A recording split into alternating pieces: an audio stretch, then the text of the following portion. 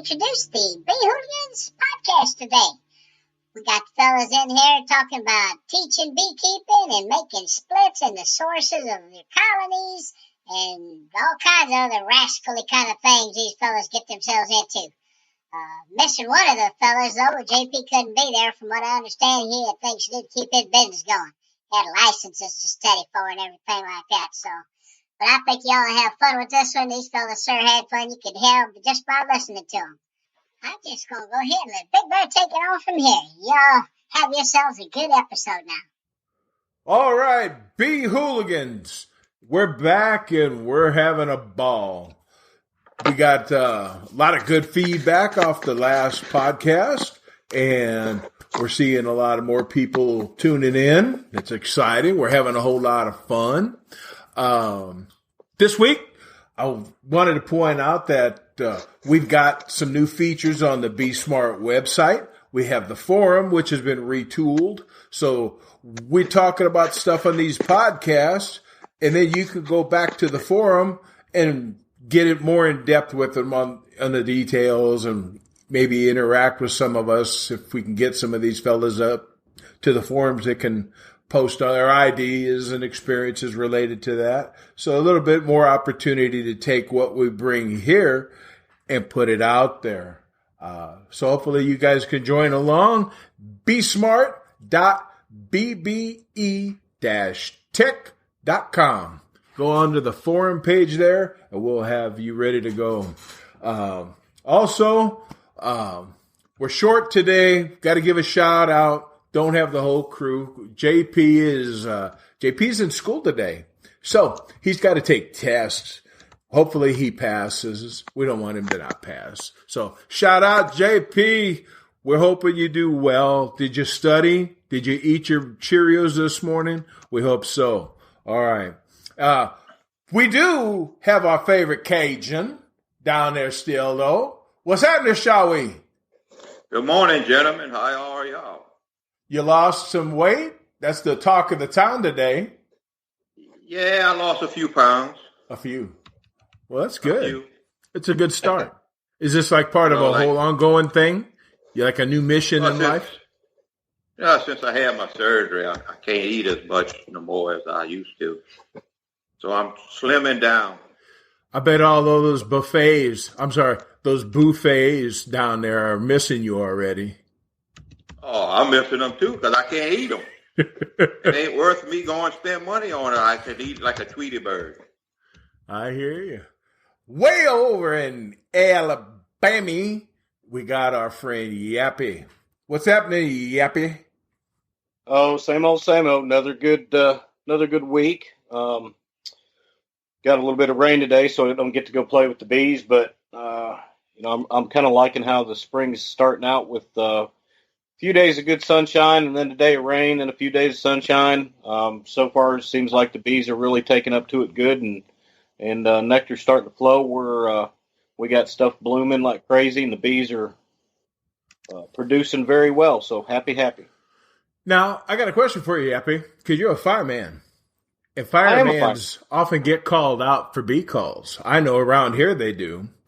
Not that they do a lot besides call a beekeeper when they stand around and watch us. But do you get calls? And if you happen to be on duty as a firefighter, do they let you go get the bees anyway? Interesting question. And generally the program ends up being that the normal, if somebody calls in on 911, and it has happened a few times where they call and they say, I've got this big swarm of bees in my backyard, or I found them hanging in a tree, or whatever. Generally, those calls will get sent to the dispatch center, and they may get sent however that particular city deals with it. In my city, our main phone line and all the 911 go to the same thing.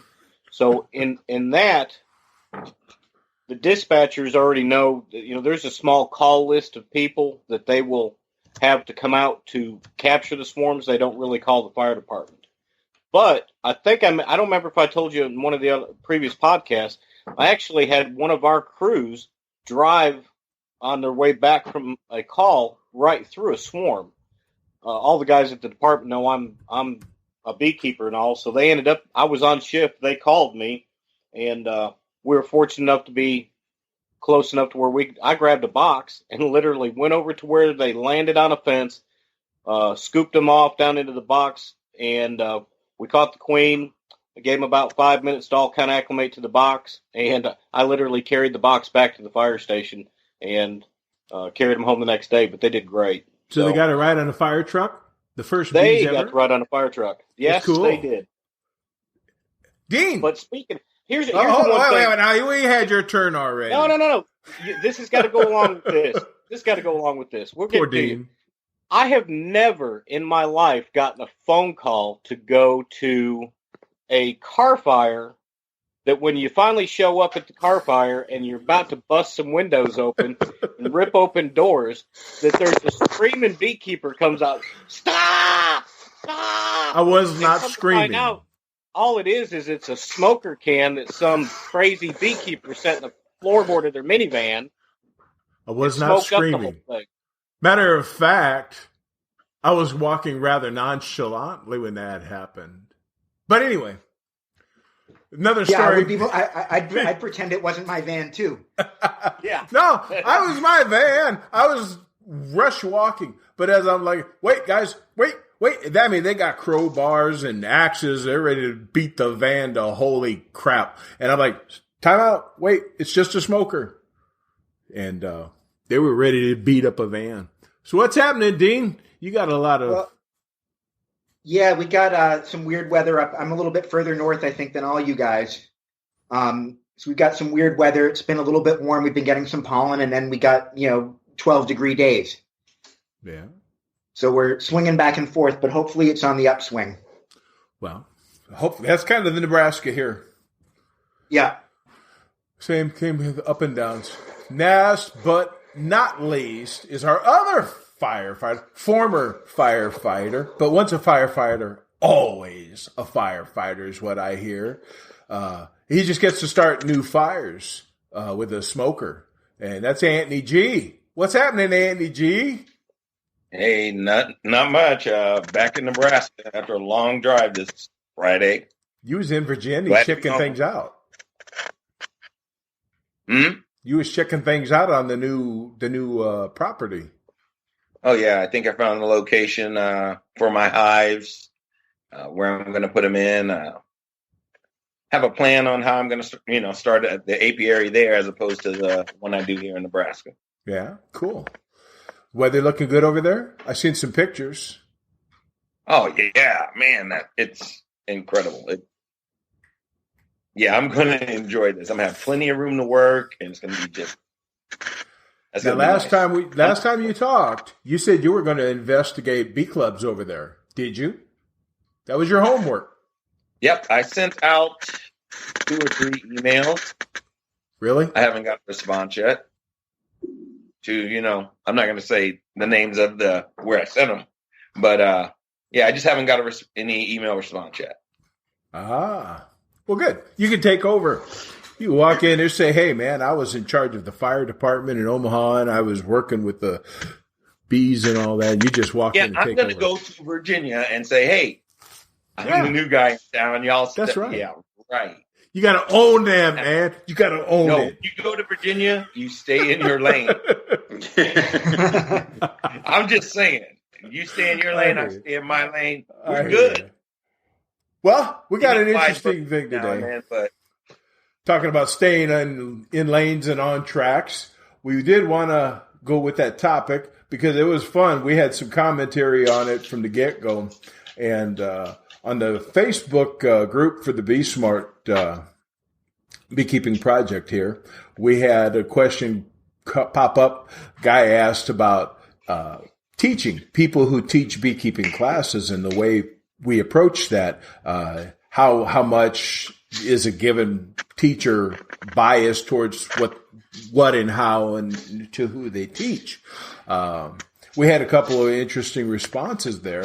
And to kind of kick things off, one of the things that I focus on myself is I'm very ends oriented. And I know a lot of you guys, Dean And I know, Shawi, you've done some teaching classes. Yappy, I think you're just really getting into it from what I saw. And you may have done some, I don't know. But me, I work on each individual beekeeper. So wherever they're going to be, what they're going to do, that's what I focus on, what's going to help them be successful. So even though I personally may not be the typical, use treatments, chemicals, and all that, I'm very organic, I still want to see them be successful. So I make sure to have the information available to help them with what they plan on dealing with. So I try to help give them as many steps as possible towards what they're specifically working on as an instructor, not just focusing on my organic way. I have specific classes that are just for organics, but then I do other classes and presentations and whatnot where ultimately it's about what's good for them. What are they going to do and help them be most successful? Do you find yourself with a lot of different requests from people, or do you find yourself as instructors, you guys, is it more open or vague, or how are you guys looking at when you approach your teaching? Well, Jim Kimpston. All right, so I hacked your name, Jim, but forgive me.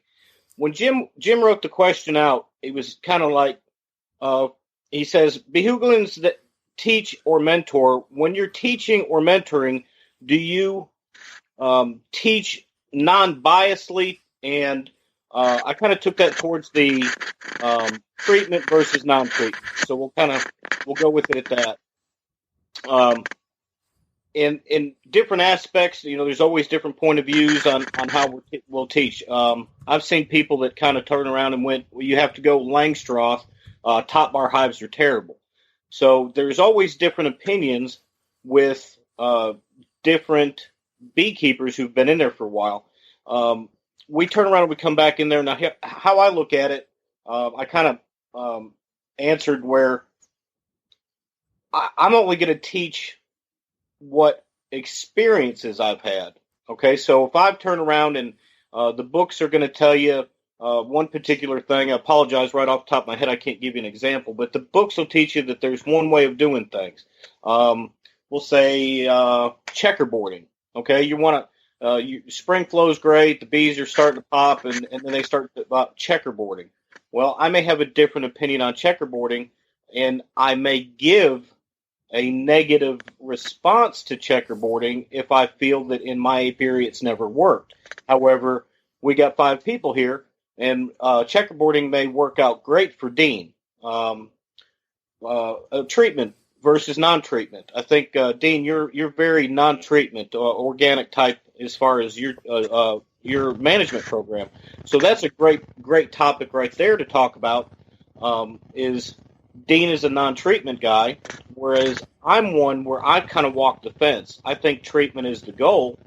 However, I will talk to a new beekeeper and mentor them with utilizing treatments to get to the point where you have healthy bees that can sustain, and then at some point through a long process become treatment. So, I try to stay non-biased in a lot of things. But if they all said and done with, I think personally, I'm still going to kind of stress the things that I feel comfortable with teaching that I know are proven for me in my area. Yeah, that makes sense. Dean, you were looking like you had a comment? Yeah. No, I agree with almost everything that Yappy said. Mm-hmm. I do a fair amount of teaching, and I've written a beginning beekeeping book, and the idea that that somebody's going to have a package of bees and some hive parts and just a book and nothing else, and you're providing the information in the book is a little bit scary because all kinds of things can go wrong. So I guess I like to teach there's 2 ways. There's 2 things that I stress when I teach. One is I don't like to teach a recipe. I don't think that's helpful because there's such a wide variety. Somebody's got a top bar hive, somebody's got a Langstroth hive, and you talk about supering, the top bar people feel like they're not getting anything. Talking about bees and their biology and what they do, what they're trying to do, and what to look for, and I think is helpful. when it comes to treatments versus non-treatments, I think I'm very good at teaching about diseases and identifying diseases. When it comes to using treatments, I'd just assume somebody learn that from somebody that actually uses them. I wouldn't want somebody prescribing medication to me that doesn't use medication. I'd rather find somebody that believes in medication, that has a system that works for them. And also, it's my experience. I recently did a bee school class for the Boston area beekeepers. I was using somebody else's program, and I felt there were a few things that I felt were really important to tell them about treatments and starting their beekeeping adventures. One is that they absolutely shouldn't be using Coumaphos, even though it's legal. And in our state, my understanding is that the bee inspectors aren't permitted to recommend one treatment over another. So I felt like that was an important message. And the other one was that no matter what anybody tells you, the right way to install a package is to shake them in the box. That I've done it every other way, and they'll always find a way to make it go wrong if you try to be gentle about it. And so I felt like those were two important things that I could share with them. And then everything else was just about bees and information about bees. Yeah, and I think in the long term, we're talking about teaching from our experiences, and I think that's just about what any instructor does do. I happen to come from a background where I apprenticed with a guy who did very conventional and the typical, big production stuff. So I had that experience for a number of years. I chose to move into an organic practice. So I feel comfortable helping people with conventional practice, organic practice. And I think most people teach from their experience.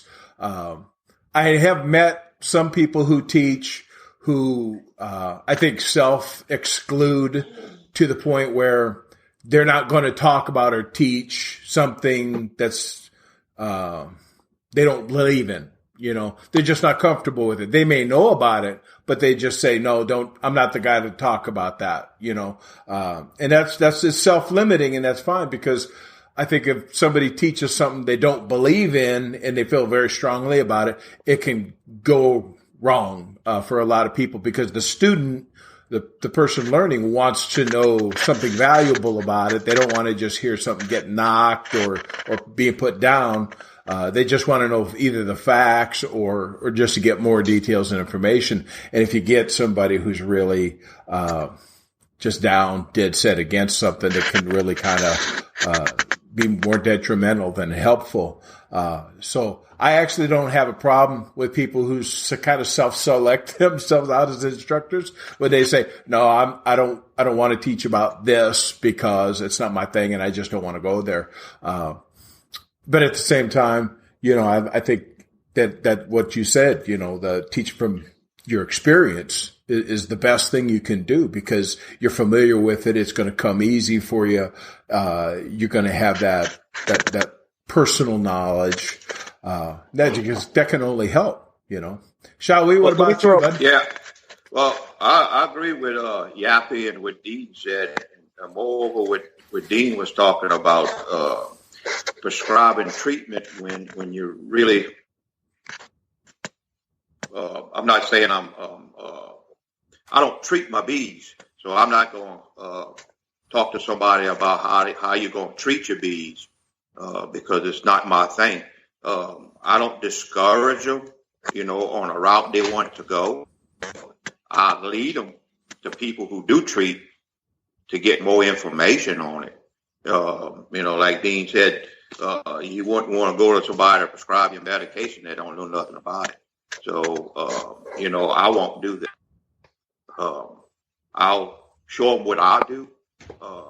And if they want to go further than that and want to treat, I recommend them to go to somebody that treat the bees and get information like that from them. Yeah, that's pretty consistent with like what we're talking about. Now we have the opposite view here. which I really want to hear. We got Anthony G, who's the guy who's looking at instructors and books and people who can give information. So from your point of view, Anthony, when you've talked to people who can teach or provide information or other resources, what's your experience so far? Okay, well, so far I've got to talk with the Swamp Queen King V. Shall we? I mean, I'm getting a lot of varying views. No.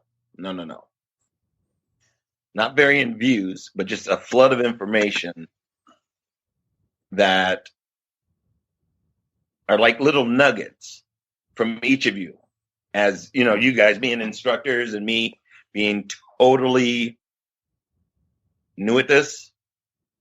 You know, Dean, you just threw out, you know, when it comes down to it, bottom line, the best way to get your bees into their hive is to just shake them.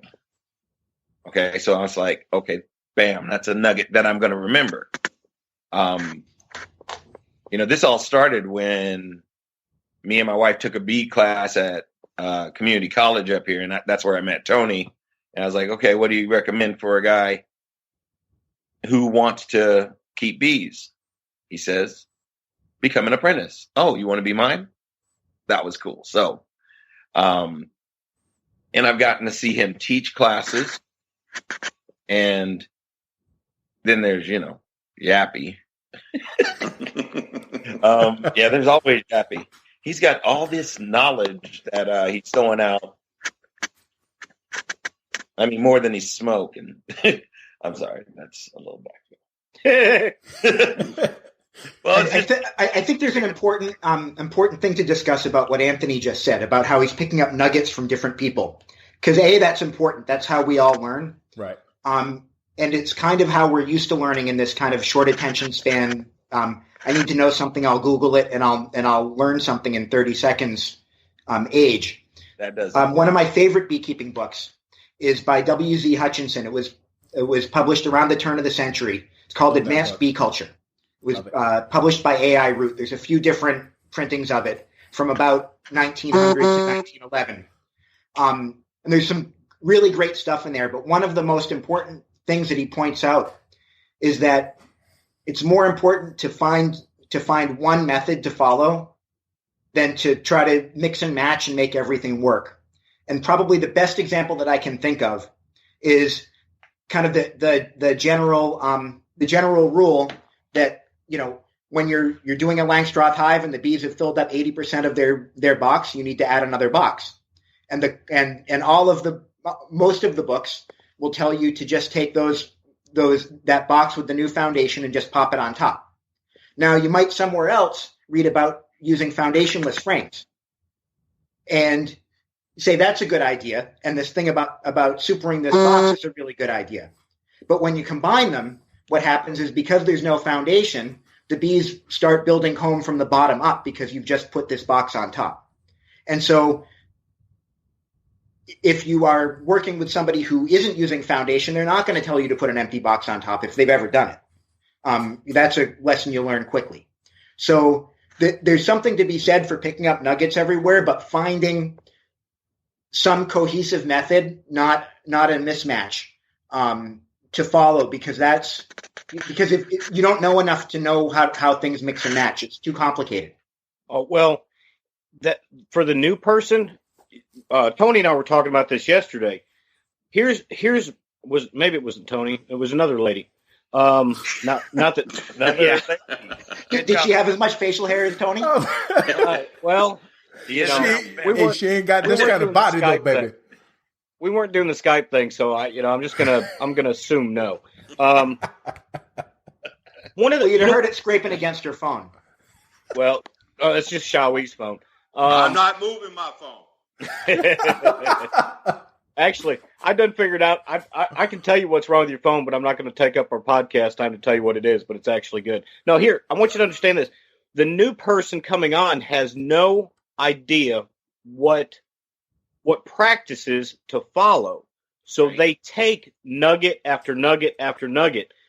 The biggest thing that I see is where is the line between a backyard hobbyist type beekeeper and the practices that person would have versus a commercial beekeeper. Okay, commercial beekeepers have got a program that they put forth that they need to turn around and take a certain amount of bees, stick feed on them, and put them on a pallet, truck them across the country, go pollinate. They pollinate on plants and trees that are going to help build those hives up, and then they turn around and after the pollination's done, they bring them back, they split them off again, or they make packages and they go on about their business. All right. Well, the newer beekeepers, they come out of winter, they see they've got some bees, and they want to do the same practices and push those bees to do what the commercial bees do. And I see there's a lot of mix up in a practice that's commercial versus a practice that should be a hobbyist thing in how they take care of their bees. Yeah, that's exactly right. And the best analogy is backyard chickens. Nobody would suggest that if you want to have 6 chickens in your backyard, that you need to keep them in isolated cages and chop their beaks off and do all of the things that a commercial egg producer would do. And that it's a totally different enterprise. Well, what I found out too is when I get some and they start telling me everything they read and like you said, gathering the nuggets. Some of them even gather boulders. And they have so much knowledge, and they try to put it together on something that really wouldn't work for them. So I kind of tell them, yeah, it's good to read about a lot of things, but will it work for you as a beekeeper? You have to look into that on it. But there's a lot of information out there, and they'll come out there and they say, well, I read this and that, and this, you got to do this, and you got to do that. And, just a lot of information, and it's not going to work for them because they're just a backyard beekeeper. See, now, like Yappy was saying, they want to do things like the commercial beekeepers do. It's not going to work. Right. And what you just said something that I think is important because you talk about people gathering the nuggets to the boulders to this and that. And like Dean said, and Yappy, that people collecting this stuff from all over the place and bringing it all together. And one thing that and Andy picked up on this when I very first met him and talked to him about the apprenticeship. And you can call it an apprenticeship. You can call it mentoring. You can call it, through a bee club or an individual. It doesn't matter. The point for me is context. I believe a beekeeping plan is important for every beekeeper. Starting up, going on. But when you're first starting up, they want to learn and set a plan of what they want to do. Why are they beekeeping? What is their goal? How do they plan on following through? Even if they're just learning about those things, they need to start learning those kind of things. And if they're working with an experienced beekeeper, it's kind of like setting a business plan up. When you start a business, you need to set a business plan up and you follow the plan. You don't go picking pieces from that business and, 5 different kinds of business and put it all together and say, well, this worked for him and that worked for him. You need to find for your bees, your location, your choices, your things you prefer, and you set a plan based on that, your goals and all that. So context is really important because you could collect all those nuggets, but if you don't put them into the context of your plan, what you're trying to achieve, it's just going to confuse you and make things worse, is my opinion. Oh, I agree. I agree with that. Those nuggets and boulders, they often come from people that are picking their noses. Wow. I think you got to stop it on that. right there. We stopped the whole show. Yappy's just stunned. Look at him. We're watching. People, if you could see the video here, Yappy's almost got a tear. I think Dean broke him. Well, he was picking his nose. And I'm glad you guys can't. I'm glad all the fans out there and the listeners can't see our video. That's what screenshots are for. Yeah, you ain't lying. Oh, good idea. I could do that. Oh, I forgot about that. But you know, Tony, what I tell people I'm helping out and stuff like that, you know, what works for me might not work for you. Right. You know, so you would have to find what would work for you. Now, if you want to try what I'm doing, if it works out for you, it's fine. If it's not, you know, we can do something else. Just find out, you know, that fine line, what works for you. Because, you know, what works for me here probably won't work for you or Dean or Yappy or Anthony, you know. So you just have to find that fine line, what works for you, you know. And I have people that want to try everything, you know. Yeah. And you really can't do that. You know, you have to find your bees and what's working with them bees, and it's working it out. If the bees are working out, it's working for you, it's fine. You have yourself, you know. But I tell them all, you know, this is what I do. It works for me. If you want to try it, we can work it and see how it works out. If it doesn't work out, we'll find another way to do things, you know. So that's what you have to keep in mind. You know, what works for one person might not work for the other person. That emphasizes in a very strong way on why it's that important for the new or upcoming beekeeper to find that local bee club. I mean, if it takes you 45 minutes once a month to drive across somewhere to go to a bee club, it's worth it, because the investment that the new beekeeper or that one after the first year that has not put forth that effort, the amount of money that you're putting into this hobby per se is not going to be just, you know, pocket change. I mean, I tell people, you want to get into bees, go get a part-time job, save up some money, and if you still have time after you have two jobs to keep bees, then you might be okay with it. But having that local mentor or the local bee group that you can meet people, get comfortable with, and then at some point start obtaining that mentor is that important to what's going on in your area. I'll give you an example. Now, I'm in North Alabama, and I do not experience hive beetle issues up until probably, closer towards the fall. That's when things really start kicking for me. So I can turn around and right now I can go out and I could put some pollen patties on my hives to give them a boost if I felt they needed it. Now, it's going to attract to a degree some hive beetles, but I'm not going to get overrun with hive beetles.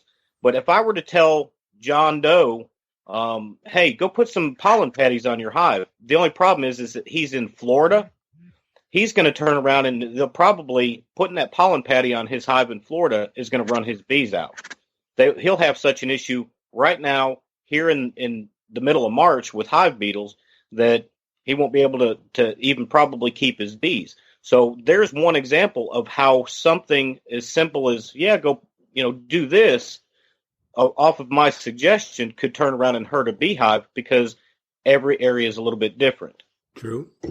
Well, when you talk about, I know people who have mentored, so to speak, long distance. Like I've had people call me, from I'm in Omaha, Nebraska. I have a guy who calls me from North Platte. North Platte is a whole different type of environment in terms of less, very, very dry, very less humid than the area here. And more trout. There ain't nothing out there. It ain't nothing but grass and farms. But when he's asking me questions, I have to always keep it in mind. Who am I talking to? Where is he at? Because he's in such a different place from the way I would normally do things here. If I was going to advise Anthony here, who's going to have his hives around this area closer to the Missouri River, there's a lot more humidity issues he's going to deal with in his hives. But this fellow over here is in the middle of a empty, arid land where he's not facing the same issues with that. So I'm not going to tell him the same advice in regards to, ventilation, putting on, screen bottoms or anything like that. It's going to be different, specific to his location. But a lot of people don't think about that. I had him tell me one time he talked to another buddy of his down in Kansas, I think, and another different environment. So the guy's giving him advice based on his Kansas environment, and it wasn't working for him. So that's when he looked me up on the internet and was calling me because he was like, well, this guy was helping me, but it didn't help because I tried those things and it didn't work. And I'm like, well, when we found out, after you explain where the guy was, I'm like, well, it's because you're treating your bees like Kansas bee, whereas his was. You're not in Kansas anymore, so to speak. He's in North Platte, Nebraska, so he's got to deal with bees in North Platte, Nebraska. That's the advice that he should have been getting from the get-go. And people that give that kind of advice or coaching or mentoring have to think of who they're talking to, where they're at. Yeah, and that's what's going to be interesting for me, taking what I'm learning, especially from you, Tony, and applying it while I'm in Virginia, because I'm kind of stuck. Like when Yappy was saying about contacting the bee club, I got to really make it, my point of my next trip to contact someone there in Virginia. So what I do in Virginia will probably be a whole lot different than what I'll be doing here in Nebraska. So finding that beekeeper or bee club or, in Virginia who deals with Virginia bees. Right. I don't think it's going to be that different. If you were going just by a calendar and a routine on a calendar, it might be different. But what do you got to do? You got to keep, bees that are strong. Like there's simple ways to do that and simple ways to measure that. And it's going to be the same wherever you are. In general, yeah, but there's going to be some, like I said, we have humidity issues here that are just outrageous that we have to deal with our hives to keep them that way. I got a guy over there. He's not going to do the same exact thing. You're going to deal with ventilation issues across the board, but exactly detailed. Maybe he's going to have to iron out the small details or differences. Right. Well, that's why I wouldn't tell anybody specifically how to do that. I would explain the principles and the issues and the things to look for. Well, but see, you can also give advice on what works.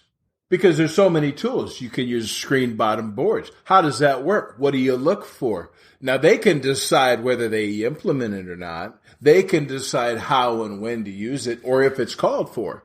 But at least now they have the information of what it is and how it can be used. So it does, in my opinion, help to tell them so they're not walking in totally blind. Well, from my opinion, having worked with both screen bottom boards and solid bottom boards, it's kind of interesting. When we were writing our book, all of our bottom boards were screened, and we were using only top entrances, and we were writing a beginning beekeeping book. And I looked at those two things and how we were managing the hives, and there's a reason why Langstroth hives generally have bottom entrances and solid bottom boards. The bees are perfectly capable of ventilating it. Never seen a hive overheat, even if it wasn't ventilated at the top. So we decided that we were gonna write about the more standard approach, which we had experience with. It isn't that we'd never used them before. And if I give it, just along the lines of shake a package in, don't be gentle about it, and don't use Kumafos, I would say use solid bottom boards. And I don't think I'm helping anybody by saying that screen bottom boards are helpful, except for doing mite counts. The same way that I don't think anybody's helped by me entertaining that the world is flat. Wow. He dropped the mic on that one. Good night, Dean. Okay. So, hard bottom boards. If you want an encyclopedia article, I can write an encyclopedia article. But if you're coming to me for information, I can't help you if I give you the encyclopedia article, which recommends everything. Correct. And shake the box hard. I got him. Shake the box. Shake your hot Shake it, Anthony. Shake it. Oh, he been dancing every week. Oh yeah, I wore it out this weekend. My feet are killing me.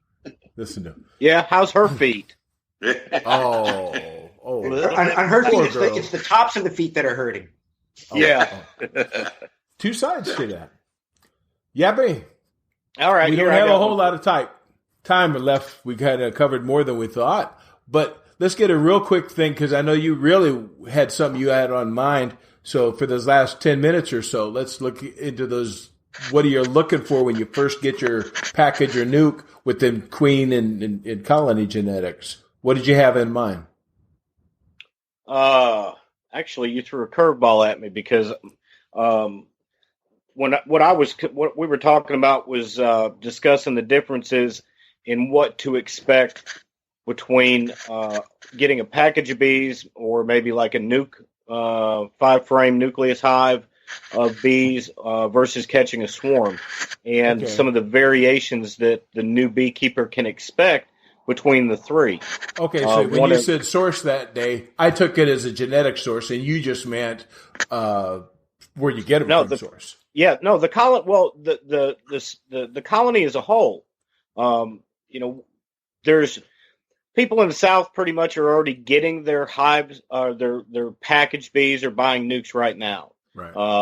So by the time that you guys listen to this, there's going to be people in the mid part of the country and up north that are going to be acquiring their bees from one source or another. And one of the things that I've people ask me a lot of times, well, what's the difference between whether I get like a package of bees, which is basically a box. It's got 3 pounds of bees in it, a can of syrup that feeds them once you get them there, and a queen. The difference between that and a 5-frame nucleus hive. Well, generally, that 5-frame nucleus hive was a split off of a stronger hive that somebody took and either added a queen, allowed them to make one, whatever that person's program was to make the new hive set up for sale. Then you've got, let's just go ahead and we'll go with swarms. Okay. The big difference that I see in the package of bees versus the other two is that the new beekeeper needs to understand that you've bought a produced starter pack of bees that have no balance, in my opinion. There's nothing wrong with it. They've been doing this forever. So you're not doing something wrong, but where we talk about imbalance is age. The age of the different ages of your bees. And as the new beekeeper, investigate, look, and understand the different job duties of what bees do. The younger bees, as soon as they hatch out, they go and they eat a little bit. Well, then they got to clean house. They got to clean the cells up. Then, about a week later, they become nurse bees. A few weeks go by and they've learned all that. Then they go through a process to become foragers.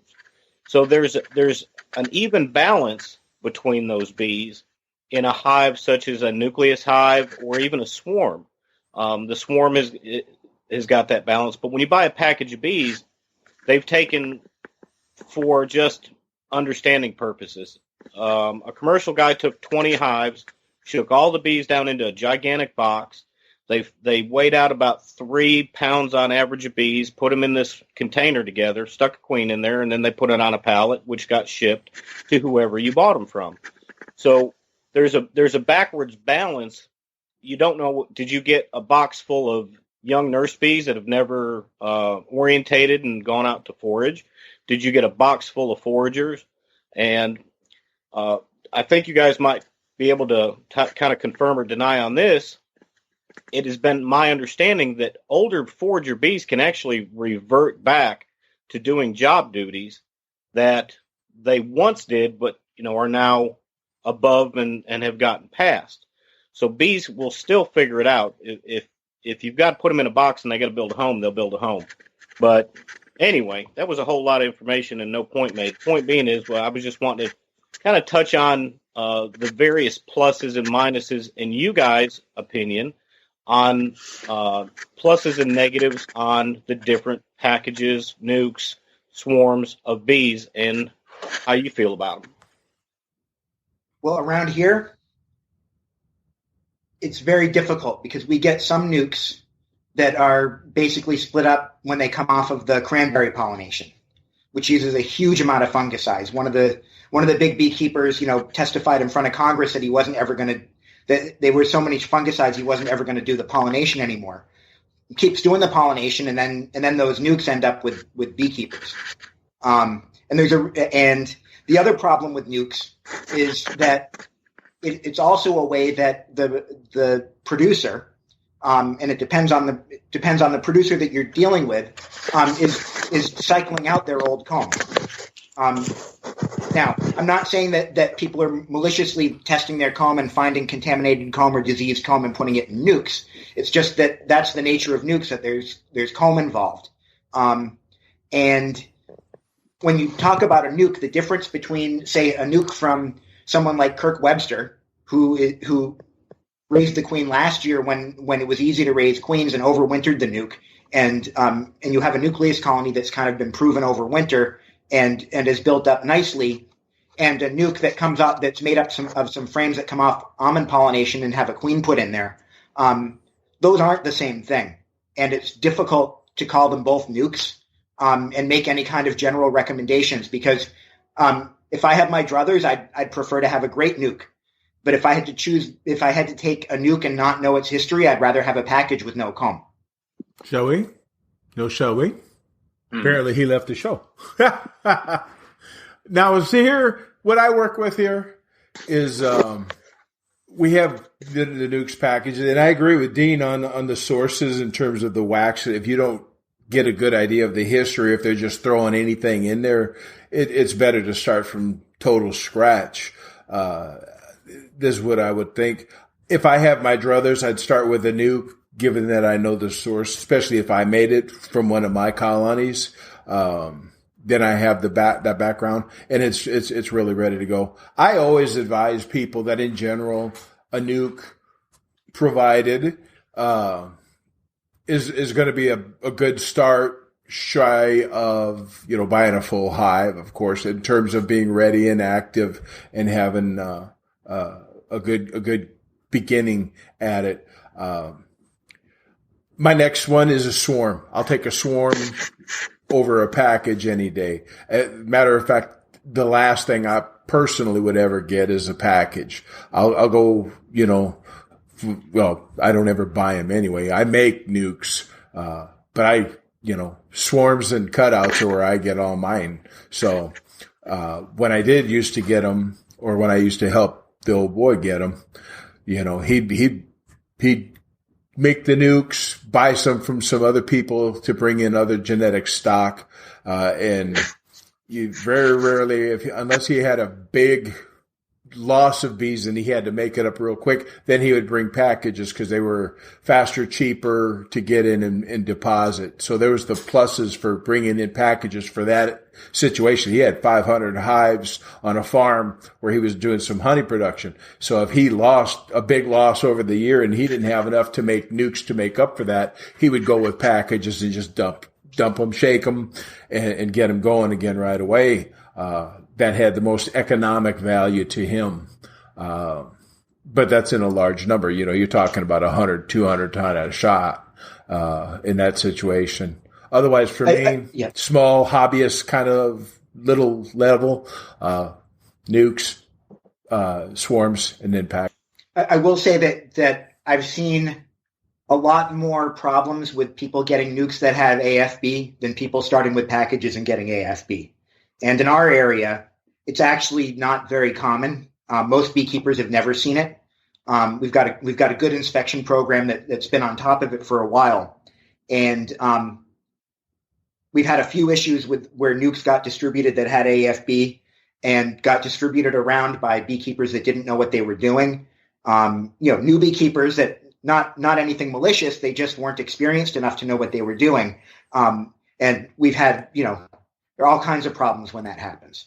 And that's why packages were invented, was so that bees could be shipped without comb, specifically to prevent AFB. Yeah. Well, and what I think right now the national numbers, I think, are less than 5% presence right now. So it's not common for anybody really, in terms of commonality. It's something you always got to be on the guard against, and you definitely got to know what you're looking for. But I don't think I can't say it poses that big of a threat right now. I think there's a really specific issue, which is, the antibiotics are, for the most part, permitted for prevention, not for treatment. Right. And in a big operation that has endemic American foul brood that's being routinely treated with antibiotics, you've still got those spores that are in the comb. And they do last. They last longer than terramycin. They last longer than Thailand. And so what happens is, as whatever's in there, if you've got a nuke that starts out from that kind of operation, there may not be any symptoms in the operation. And we've seen this here in Massachusetts. Mm-hmm.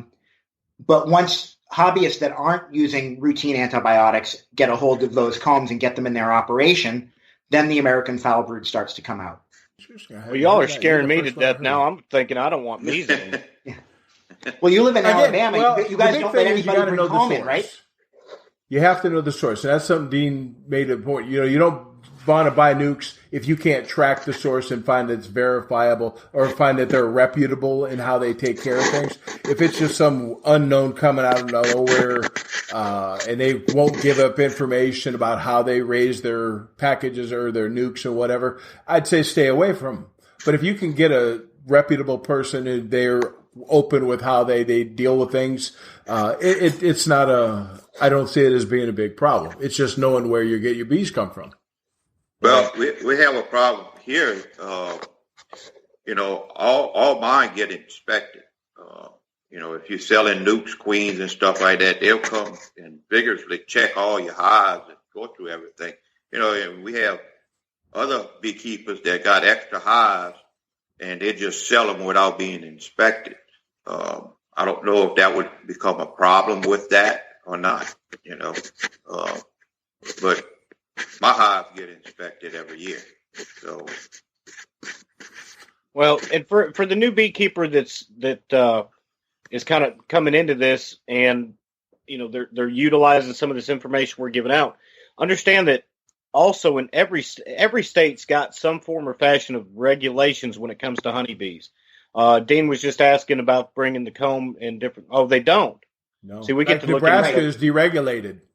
There is no see. inspection. We don't even have inspectors. Okay, I apologize. The majority. There you go. Hey, that's a $1.73 word. Okay, I'll get one bigger than that here in a minute. But listen, the majority of your states, which they're going to have some form or fashion of rules, regulations when it comes to beekeeping. In Alabama, it falls under the plant management in the agricultural side. The same guy that comes out and inspects my hives is the same guy that goes down to talk to the farmer about the field of cotton he's going to plant.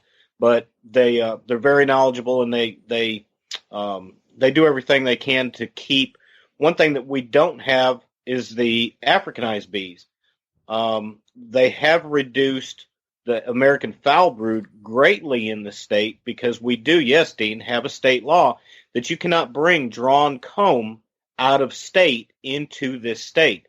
So it becomes very frustrating for a guy like me that let's say I wanted to take 500 hives and go do pollination this year.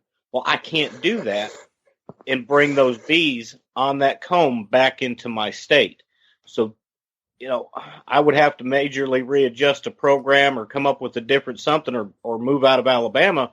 But, I don't like that rule. But in the end of the conversation, if it's keeping something that will cost beehives and money and things like that to destroy because of one incident, then it's the balance right there.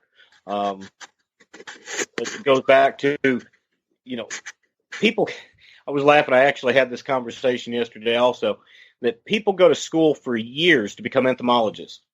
They learn everything that we already know scientifically about a bug, so they can spend the rest of their life studying that bug.